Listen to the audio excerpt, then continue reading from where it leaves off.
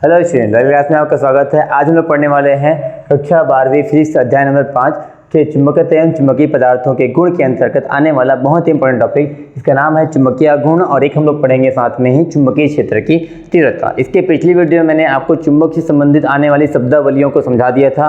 चुंबकीय अक्ष क्या होता है, चुंबकीय ध्रुव क्या होता है, ठीक है, चुंबकीय याम्योत्तर क्या होता है, चुंबकीय प्रभाव की लंबाई क्या होता है, उदासीन रेखा क्या होती है और चुंबकीय प्रेरण क्या होता है। मैं उसको अच्छे से बता दिया हूँ। साथ ही साथ मैं चुंबक के गुणों का भी आपको अच्छे से डिटेल में बता दिया हूँ। अगर आप उस वीडियो को नहीं देखे होंगे तो जाकर के इस वीडियो को सबसे पहले देख लीजिएगा। चलिए स्टार्ट करते हैं। और सबसे पहले मैं आपको चुंबकीय आघूर्ण समझा देने वाला हूँ, ठीक है। देखो, चुंबकीय आघूर्ण का दो सूत्र होता है। सूत्र से आपको परिभाषा बताऊंगा।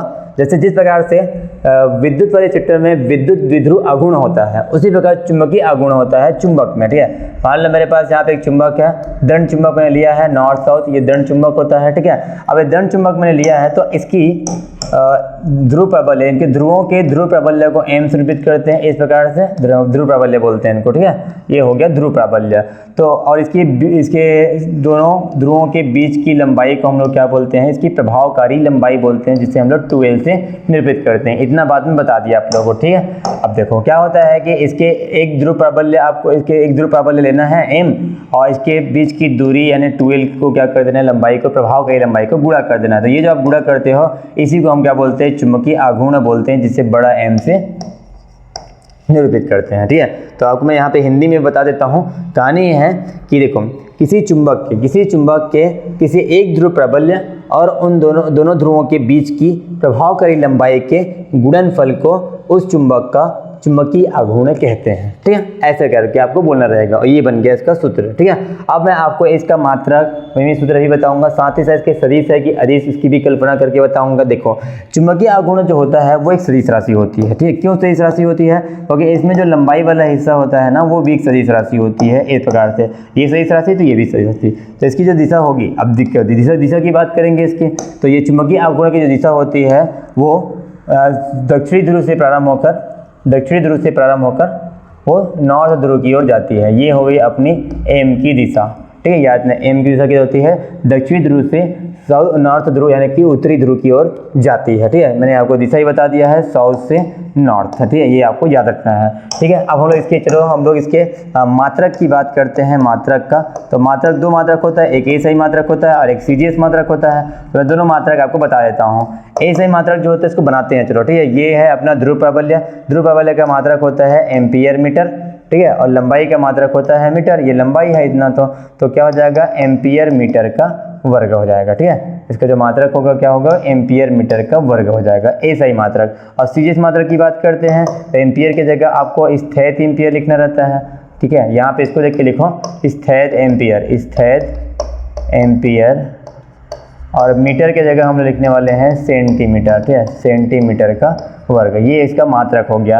अब बच गया इसको विमी सूत्र, ठीक है। तो विमी सूत्र कैसे बनाएंगे, देखो इसको भी बना के समझा देता हूँ आपको, ठीक है। विमी सूत्र आप बना सकते हो कोई भी एक मात्रक को लेकर के, ठीक है। जैसे एम्पियर के लिए हम लोग विमी सूत्र में क्या लिखते हैं, ए ही लिखते हैं, ठीक है। और इसके दूरी के लिए क्या लिखते हैं, मीटर जो है दूरी है, तो दूरी लिख दिया, एल लिखते हैं का वर्ग। तो इसका विमी सूत्र जो होने वाला है एल का वर्ग होने वाला है। या फिर इसी के लिए हम लोग अगर लिखें तो एम नॉट एल का वर्ग, टी नॉट और ए, एम नॉट एल का वर्ग, टी नॉट ए, ये इसका क्या हो जाएगा, मल्टा के हिसाब से विमी सूत्र हो जाएगा। तो इस प्रकार से हम लोग क्या करते हैं, चुंबकीय आघूर्ण के हम लोगों ने बहुत सारी चीज़ देख लिया, संकेत देख लिया, परिभाषा देख लिया, चित्र देख लिया, हम लोगों ने सही से देख लिया, साथ साथ उसका मात्रक देख लिया, उसका हम लोगों ने विमी सूत्र देख लिया। अब हम लोग चलते हैं चुंबकीय क्षेत्र की तीव्रता की ओर, ठीक है। तो चुंबकीय क्षेत्र की तीव्रता से पहले मैं आपको चुंबकीय क्षेत्र क्या होता है उसको बता देता हूँ। चुंबकीय क्षेत्र पहले समझना पड़ेगा। देखो क्या होता है कि हम लोग के पास एक चुंबक है। देखो मान लो मेरे पास एक चुंबक है नॉर्थ साउथ, ये मैंने एक दंड चुंबक ले लिया है। तो कोई भी चुंबक का क्या होता है, एक एरिया होता है, एक क्षेत्र होता है, ठीक है। एक काल्पनिक क्षेत्र होता है जहां तक उस चुंबक का क्या होता है, प्रभाव होता है। जैसे कि मान लो अन्य चुंबक अगर इस यहाँ पे आ गया, मान लो नॉर्थ साउथ करके, तो ये क्या हो जाएगा, इधर क्या हो जाएगा, आकर्षित हो जाएगा। अगर वो इसके क्षेत्र में है तो, इसके क्षेत्र के बाहर है तो आकर्षित नहीं होगा, ठीक है। तो इस प्रकार से इसे हम क्या कहते हैं, चुंबकीय क्षेत्र कहते हैं। तो चुंबकीय क्षेत्र क्या होता है, तो चुंबक के आसपास का वह काल्पनिक क्षेत्र जहां तक उसका प्रभाव रहता है उसे उस चुंबक का चुंबकीय क्षेत्र कहते हैं। ये हो गया चुंबकीय क्षेत्र की कहानी। अब हम लोग पढ़ने जा रहे हैं चुंबकीय क्षेत्र की तीव्रता। ये वाला मेन टॉपिक है, तो अब मैं यहाँ पे बताने वाला हूँ चुंबकीय क्षेत्र की तीव्रता। ठीक है, तो चुंबकीय क्षेत्र की तीव्रता ये होगी कि अगर हम यहाँ पे एक दंड चुंबक यहाँ पे अन्य चुंबक लेके आए ना, इसको आप बोल सकते हो एकांक ध्रुव।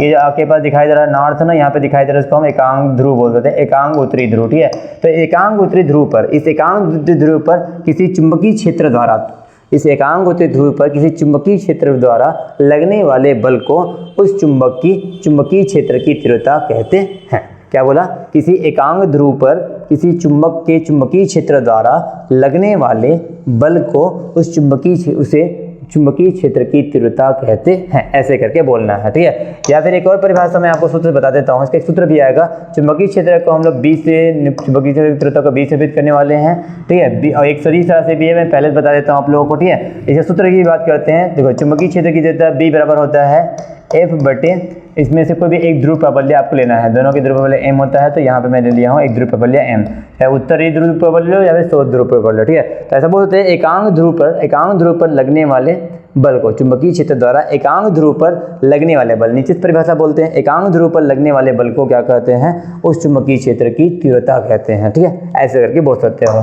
क्योंकि यहाँ पे बल जो है, बल यहाँ पे आपको दिखाई दे रहा होगा, जो बल है, बल वो एक सदिश राशि है, तो इसकी चुंबकीय क्षेत्र की तीव्रता भी क्या होगी? एक सदिश राशि होगी। ठीक है, अब चलिए इसकी मात्रक की बात करते हैं, तो ए सही मात्रक और CGS मात्रक। ठीक है, तो ए सही मात्रक आपको बताने जा रहा हूँ। ठीक है, ऐसा जो मात्रक होता है उसको बना भी सकते हो। ठीक है, जैसे बना के दिखाता हूँ। ये हो गया बल, तो बल के लिए होता है न्यूटन, और ये है ध्रुव प्राबल्य, ध्रुव प्राबल्य क्या होता है? Ampere meter. तो ये बन गया न्यूटन प्रति एम्पियर मीटर। जब इसी को ऊपर चढ़ा के लिखोगे तो क्या लिखोगे? न्यूटन एम्पियर की घात -1 मीटर की घात -1, ऐसे भी लिख सकते हो। ठीक है, और भी होता है इसका मात्रक, जैसे कि इसका जो ऐसा ही मात्रक होता है वो होता है अपना टेस्ला भी होता है, ये भी आपको याद ना, टेस्ला को T से व्यक्त करते हैं।